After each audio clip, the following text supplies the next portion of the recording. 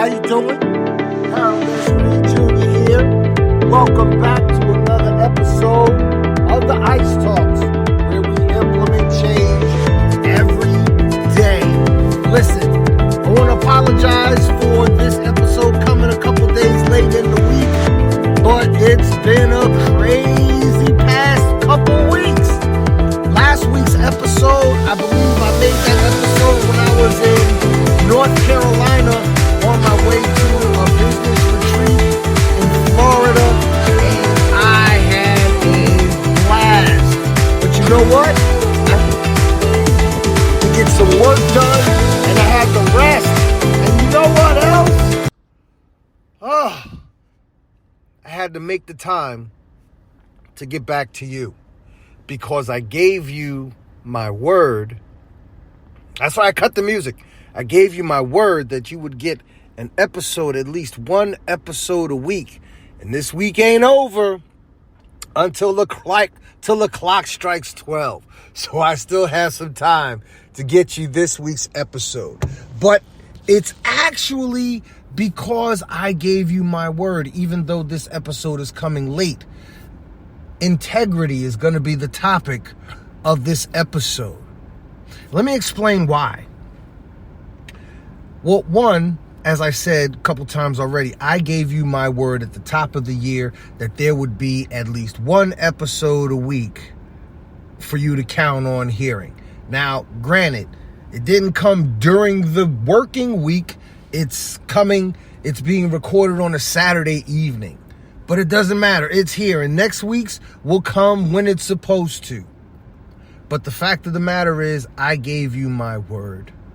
And the reason why I really wanted to talk about the value of valuing your word is because integrity means a lot to me. Honor means a lot to me. And I'm going to come at you from a place where I'm sharing with you a lesson based on an experience. You will find that a lot of these episodes, I'm coming to you based on, I'm sharing with you, I'm making teachable moments out of my life's experiences. Now, excuse me, a few months ago, this past summer to be exact, I met a very, very bright, brilliant young lady, and I began more or less mentoring her, giving her advice and things to look forward to, because she informed me that she was planning on joining the Air Force, enlisting in the United States Air Force. Myself being a veteran of the United States Air Force, I'm always happy to hear somebody going in. So we began really talking about that. And I gave her my word. I promised her that I would be present at her graduation from basic military training. That's what it's called in the Air Force. It's not called boot camp in the Air Force. Excuse me. So I had communicated with her dad. Her dad worked with a mutual business partner. So, her dad was on board everything. He was proud of, hey, somebody's looking out for my kid who has experience. It's a beautiful thing. Wonderful. So dude gave me some dates as to when her graduation was going to be at Lackland Air Force Base in San Antonio, Texas. Now, just a little backstory. The mutual friend or mutual business associate that we share, he had a falling out with that person. Now, I don't know if their falling out spilled over into why this man would not give me important information, like perhaps he gave me the wrong dates. I don't know. But I felt really bad because just a few days ago, I see him posting pictures of him and his daughter, and he's bragging about how proud he is, and he has every right to. This has nothing to do with him being proud of his daughter, but he's bragging about being proud of his daughter graduating basic military training. And I'm thinking, I gave her my word I was supposed to be there. Now I reach out to her dad and I ask him, because I don't want to come off accusatory, and I ask him, did the dates you gave me were like next week? What is there a discrepancy that I'm missing? And I conveniently look to find the text where he told me what date I had to be down there in Texas, and those texts were conveniently erased, deleted, gone. I felt some kind of way a couple days about that. I'll be honest. I began thinking about this episode then. And I wanted to make sure I had something powerful to say, or at least something that'll leave an impression with you, but not be based on any salty feelings I may have towards dude. Because the dude did me dirty, right? But I can't feel for him. If the falling out he had with the other person prompted him to create an unnecessary falling out with me, so be it. I was able to text the young lady, give her my congratulations. I didn't put her father on Front Street. I didn't throw him under the bus for, not giving me the proper dates. And she was just as happy to hear from me and was able to accept me telling her I'm proud of you, so on and so forth. But let me ask you this. How valuable is your word to you? How far are you willing to go just because it's the right thing to do?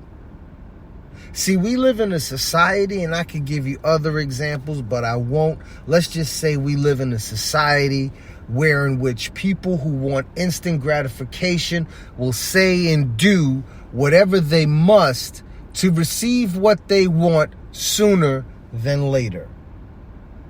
Tony Robbins teaches that the two most driving forces in human nature are pain and pleasure. Now, when it comes to pain and pleasure, we don't want to feel pain. We do not want to feel pain. We always want to feel pleasure.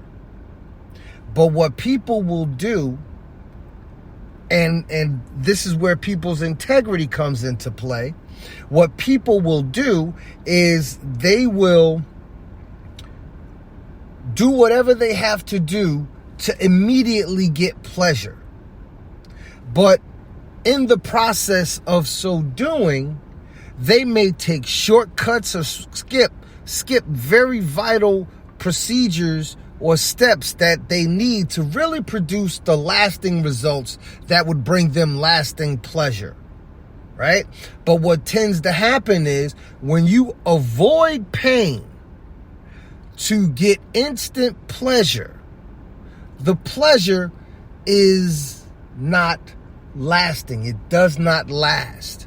It doesn't last because it's based on little to nothing. You haven't fortified that pleasure with anything. So it comes, and in the grand scheme of things, it'll go just as quickly as it came. However, if you'll endure the pain that comes with doing things the right way, if you endure the pain, and when I say pain, I'm not speaking physical pain, just hell, who the hell wants to wait forever in a day for what they want? Right? But put it to you like this. If you want to get a college degree, you can't just show up on campus and say, hey, I want a college degree. It doesn't work that way. You have to put in the work. If you put in the work, you may be able to graduate sooner than necessary, or sooner than what's the standard is, what the standard requirement is. But again, it all involves you putting in the work, right? When I was like knee deep in my martial arts training, when I returned to the mat, when I returned to the dojo after over 20 years of not practicing, not stretching, anything like that, when I returned to the mat, I was faced with the challenge of earning my black belt in 3 years' time, right? And I started at the very beginning. Even though the person that I was training with was the last person I had trained with 20-something years, 22 years prior, he asked me, he said, what belt were you when you... I said, you know what, it doesn't matter. Let me start at white belt. All right? So I started at white belt, 40-something years old. Okay? Let's see, I was about 45, 46 years old. And I went in, and I was in the dojo every day. The dojo was open Monday, Tuesday, Wednesday, Thursday, closed on Friday, and closed on Sunday. But I was there Saturday, Monday, Tuesday, Wednesday, Thursday. Saturday, Monday, Tuesday, Wednesday, Thursday. My instructor asked me if I would be interested in joining him on the business end. I asked if I could see the training manuals for the business end of the school, of the karate school. And in there, I discovered that he had an instructor training program. And I asked him if I could be a part of his instructor training program. And he said, absolutely. Because he saw that I was putting in the work. And I'm in the dojo every day. And now, not only am I taking my regular classes, not only am I helping with the younger students' classes, I'm taking classes with him and his other instructors. I'm in the dojo literally 5 days a week, like it's a job. I treated it like it was an apprenticeship. And I wound up being my promotions were accelerated. So long story short, I earned my first black belt in a year and a half. And I tell you that story because it's not about me earning my black belt in half the time it would take somebody doing the regular amount of work. In order for me to produce that result, which is an extraordinary result. But in order for me to produce that extraordinary result, I had to do extraordinary things, right? The ordinary part was showing up. The extra part was showing up on the days and for the hours that I didn't have to be there.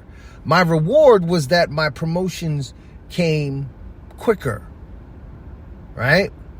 And when I earned my black belt, I was also awarded the title sensei, instructor, okay? And what does that have to do with integrity? What does that have to do with pain and pleasure? Well, let me tell you something. It was a lot of pain. It was a lot of pain going to all them extra classes. It was painful teaching a Tiny Tigers class, because the Tiny Tigers class, I have like 6 to 10 5-year-old, 3 to 5-year-olds. Right? And it's like having one remote control in my hand, and the one remote control doesn't control any of the cars on the mat. But yet I gotta organize them. I would break a much heavier sweat in the 30-minute class with these little kids than I would in a regular class with adults. But I went through all of that, and I learned from all of that, and I gained from all of that. Right? And so in the 3 years' time, that would have taken, that has taken the average student from white belt to black belt, I actually went from white belt to black belt to first degree black belt. So I put in the work. I endured the pain. I endured having to put the Tiger Balm and the Bengay and the hot soaking baths and the sore muscles from stretching, all of that stuff. But nobody can ever take away the achievements that came from putting in that work. And the only way I was able to maintain that level of intensity was by being honest to myself. I made myself a promise. I gave my word to myself. I had to honor my word to myself. And I almost reached a point where I was going to walk away. And I even said to myself, I said, your wife is still going to love you, dude. Your kids are still going to love you, dude. You can walk away from this. You don't have to go through this.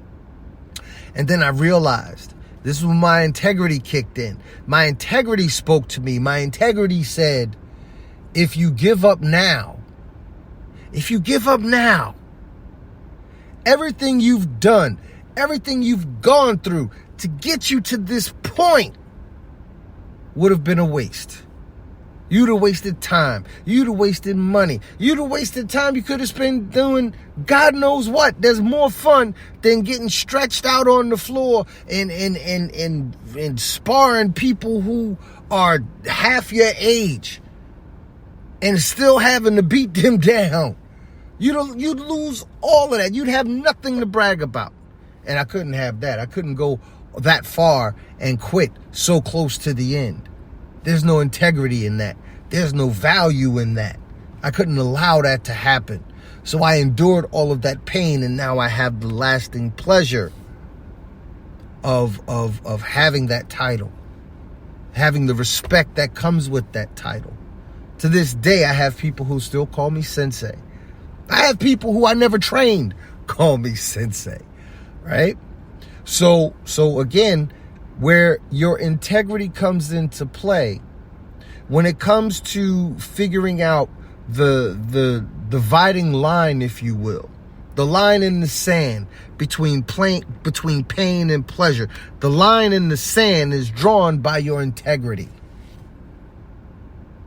The line in the sand is drawn between pain and pleasure. The line in the sand is drawn by your integrity. It's your integrity that will tell you, you need to go through this. You need to play the long game. You need to take some of these bumps and bruises. You need to go through these twists and turns. You need to go through this whole minefield, and you need to get blown up a couple times so that the next time you come through, now, obviously, I'm not speaking literally, right? So the next time you come through, you know which way to go. You know which way to pivot. The next time, you may take a couple L's. That's okay. As long as you learn something, you never lose. As long as there's a lesson, there's never a loss. But if you take the shortcut, if you go for the easy way out, if you tell the little white lie followed by another little white lie, you'll never get the lasting success that you're truly after. You'll always just come up short. You'll always just be almost there, almost good enough. And even if you fool people into believing you are something that you are not, your integrity will always be there to remind you. Every time you look in the mirror, every time you get up at 2 o'clock in the morning to go to the bathroom to relieve yourself and go back to bed, when you were sitting in that bathroom or standing, I'm just saying, right? When you're in that bathroom in the dark at dark 30 in the morning, your integrity is reminding you that you took shortcuts. Your integrity is not a guilty conscience. It's your integrity. There is integrity within us all. And your integrity is at its most loudest when you ignore it. I'll say that again. Your integrity is at its most loudest when you ignore it. So, as we prepare to go, I want you to think about your integrity. I want you to think about the things you tell people when you don't really want to go out or you don't really want to help somebody. Do you give them some BS excuse? Or do you tell them the truth? I don't really want to help you. Or I really don't have the time to do that right now. I really don't have the funds to give you. I have some priorities of my own. Be honest. Take the long road sometimes. The long road is going to get you all the way where you need to go.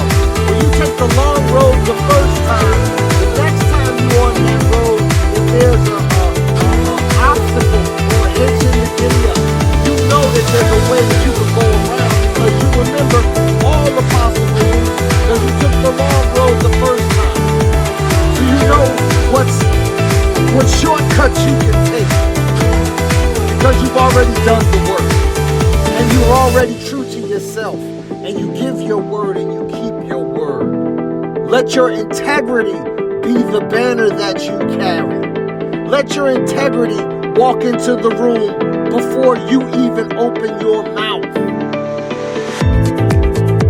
This is Harold S. Reeves Jr., also known as hrjr, your motivational coach. I hope you enjoyed this episode of the Ice Talks.